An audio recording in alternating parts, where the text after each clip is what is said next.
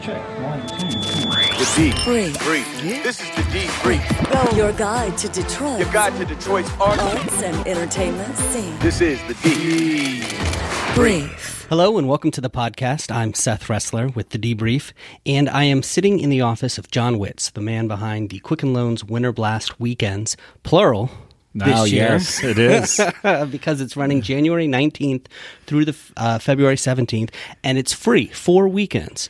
I assume you did this because you felt like you were getting too much sleep and you needed to cut back, and this was the best way to do it. Exactly. Lead a more active lifestyle, for sure. We did this because I think we sensed a direction of activity, positivity, foot traffic, car traffic. A lot is happening in downtown Detroit right now. So we thought, instead of tying things up and the roads up on one big weekend, become a little smaller, tactical, more welcoming, more visual, meaning take down the fences between the festival and local businesses, and that is the direction we have. That's what we think Detroit is heading, and we'll appreciate, and we're very excited about getting things going this Friday. Tell me a little bit about the history of Winter Blast, but also about the history of downtown and how it's changed in the time that you've been doing this event. Well, I think it's interesting because the Winter Blast, before the name change, was the official backdrop of Super Bowl 40, which took place in 2006. So we started as a trial run in 2005, and it was really the success of that year against the backdrop of a snowstorm that made us say, we should try and keep this going afterwards, because we had no Super Bowl year one, but there was a real appetite for what we were doing back then. So we had significant crowds, and Campus Martius was just coming into play, and the skating rink was in its first or second year at the time. The park was just developed and spectacular as a centerpiece for Detroit coming back. So I think we have been a showcase, in the wintertime, of all the progress that's gone on as new shops, new restaurants, and things have taken place. So we've seen a lot of progress, and I think we become a commercial and promotion for people to see what's happening, and we've relished that. In 2006, during Super Bowl, they estimated 700,000 people over 18 blocks, and we've kind of settled into just the spokes of Campus Martius Park through last year, and now we're even a little bit smaller, but I think being over 4 weekends and still having a significant promotional campaign, we're more meaningful even as Detroit has come so far forward. So tell me what's new this year aside from the 4 weekends. Yeah, I think the biggest new items is the structure of the event, the free admission, the 4-weekend structure. But the true new element is some decor that we're adding in that is also interactive. So we're adding in a games theme with a lot of fun type of games that are as simple as cornhole, but are more elaborate as to throwing a ball on Velcro, a giant Velcro ball that will, I think, be really interesting to try and do and see in the winter. But there's just a lot of fun interactive games that'll be on Cadillac Square that's being put together by Groundswell. And Groundswell is the company that did the magical work with the lodge at Cadillac Square, that tent, as well as the marketplace. So they are helping to bring some life with kind of a sports theme in week 1, sports and games, and weekend 4 we'll have a beach theme, which will be a nice, fun backdrop to the colder weather. We have a new program with Kroger called Zero Hunger, Zero Waste. That's new in the sense that all of our food trucks will not pay us to get in. Kroger will cover that as long as each food truck makes a donation of food to a local homeless shelter valued at $400 or more. So we'll have $2,000 of fresh food each weekend that'll be distributed to those in need, which we're excited about it on the community front. And then everything else are our same fun activities, but we'll keep it fresh each weekend. So we'll have large signature events that'll rotate. And then we'll have the same steady flow of ice sculptures, food trucks, live music, but all of those will change each weekend, even though it'll be, the same activity. You'll see different ice sculptures, different bands. For example, Tornetta Davis plays the first weekend, Kaleido plays another weekend, Laith El-Sadi plays the second weekend. The ice sculptures will have different themes. The food trucks will rotate. Soaring Eagle Casino Cuisine Machine is weekend one, and Fortune Cooking and Beans and Cornbread. But then you'll see the Nosh Pit in weekend two for vegan lovers.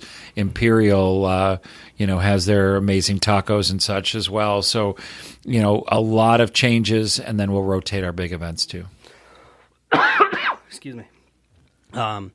Walk me through the big signature event that changes each weekend. Sure. So the big events are free skating is the first weekend, and that's courtesy of Delta Dental. So we'll have our sports and games, which will be unique to weekend one, and then you could skate for free, which now not only do you get in free, but skating costs $10, and now it's costs $0 on this first weekend coming up. And then the second weekend, Boyne City Slopes comes in and builds a 15-foot mountain of sorts. I guess it's a small hill, but people in Detroit will be able to ski and snowboard. And a lot of folks that haven't skied and snowboard before, there'll actually be 40 ski instructors here from Boyne.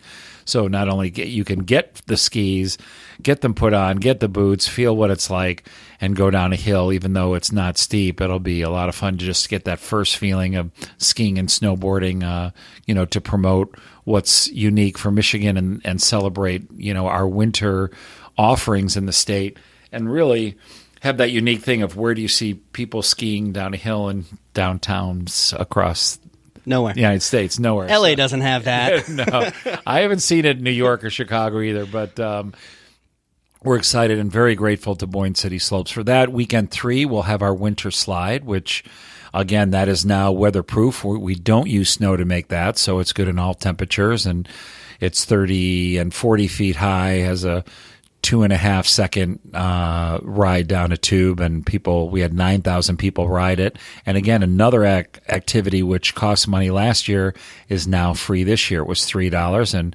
Metro by T-Mobile is buying out all the slide rides, so people can slide for free as much as they want. So we're excited about that. And then the fourth weekend, we'll bring in our Zipline, and then we'll also have another weekend of free skating courtesy of Delta Dental. So I'm excited about the Zipline. I did that last year. Oh, it was great. I hope you did it with camera and blogging in the process and getting the word out, because it's it's a lot of fun. And again, it's not just zip lining. It's the fact that you're zip lining in the center of a downtown, and lots of people are watching you, and lights and sounds and everything. I think zip lining is really cool in nature, but I also think it's really cool as you ride through a bustling downtown, and that's what Detroit continues to be, and we're excited to offer that. So that gives you an idea of some of the larger attractions that are rotating. You mentioned some of the bands that are playing. Can you talk a little bit about the music selection process? Sure. So we have a committee. All bands are submitted through a website, and then we have a committee of 4 review each submission, and we give bands that have played in the past, we generally rate them by crowd, quality, CD sold, how easy they are to work with, and we try and bring some fresh faces in. So, we'll probably return 70% of the bands and give 20 to 30% will be new opportunities. And every few years, even bands that are our top regular, that we've always had, we give them a break and always try and keep it open and have some fresh talent and sounds come into the event. So tell me a little bit more about the bands that are playing this year.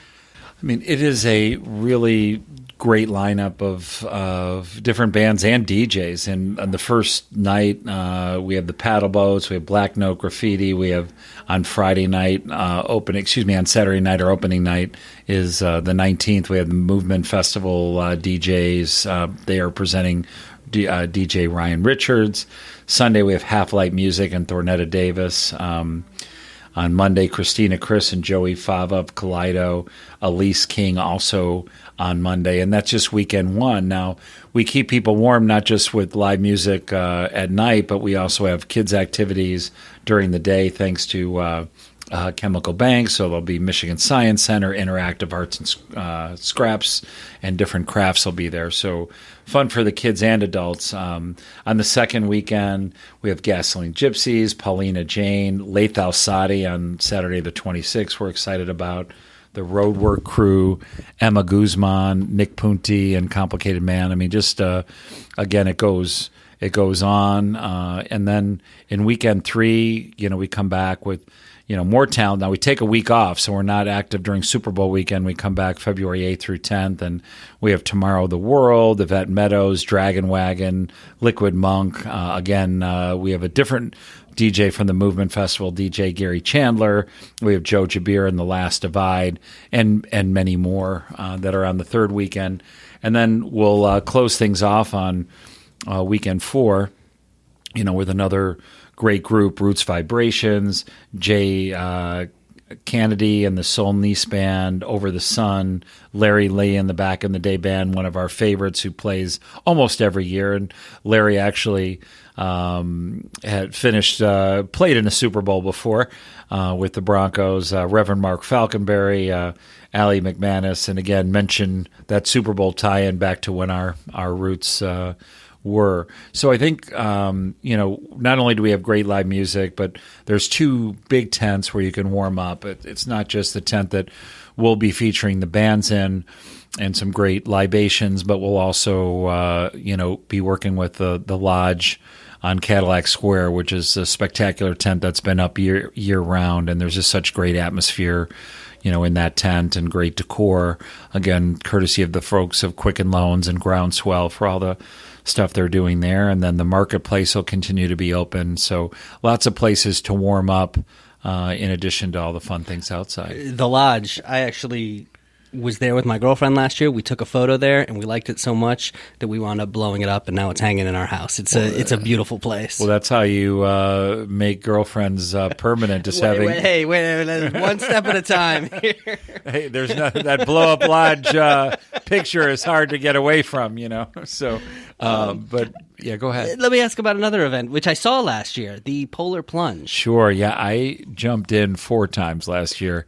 Wow. Yes, I was busy trying to raise money and have a good time and freezing my ass off all in the process. But it was, it's great work that Special Olympics does, and I think it's a way to take the power of our media and promotion and create a little extra money and awareness for what they do in the community, as well as creating a live fundraising opportunity. So we're excited about having them back on weekend 3. I definitely invite you to come in and raise a little money off your blog and, plan on jumping in and get a few folks to join us. We're hope to raise another $15,000 for that. And let me see if I can talk Becky into that. Okay. My co-host. That'll be it. Okay. Not your girlfriend, though. You're okay. No problem. Great.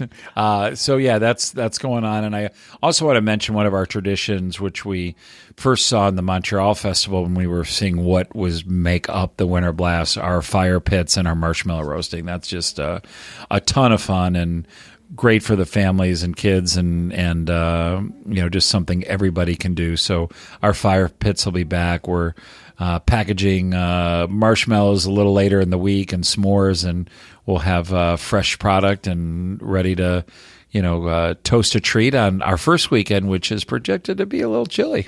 Did I hear a rumor that you can get free hot chocolate and marshmallows? You can. If you stop by a Chemical Bank branch, you can get, in downtown, you can get passes for that stuff each weekend. They'll have a different allotment. So that's a little hidden jewel only available here on your blog, because we're not advertising that, actually. All right. See, there's perks to listen to. That is 100%. Well, look, I went last year. It was a great event, so best of luck with it. I'm really excited that it's expanded to 4 weekends this year. I know you're probably not even thinking about this till February, but you are also the man behind Arts, Beats, and Eats. Yes. You have anything you can tell us about that, or is that in the works yet? Or is I would just say working on music. Some new partnerships will be announced in the coming months. And, some ideas are floating around the food side, but there's definitely going to be some changes, and I think changes are good. And I think 2019 for the events that I'm involved in are, I would call them, the year of changes. And again, freshening, changing, upgrading, realizing where the community's going. I think those are important things about surviving in, the world of special and community events. So keep it fresh, work hard, listen to feedback, and we're excited to bring this event in. It's going to be a great time. All right. Well, we're looking forward to it. Jon Witz, thanks again. I really appreciate Seth. you taking Appreciate the you time. being here. Yeah, appreciate it. The D Brief. Your guide to Detroit's arts and entertainment scene.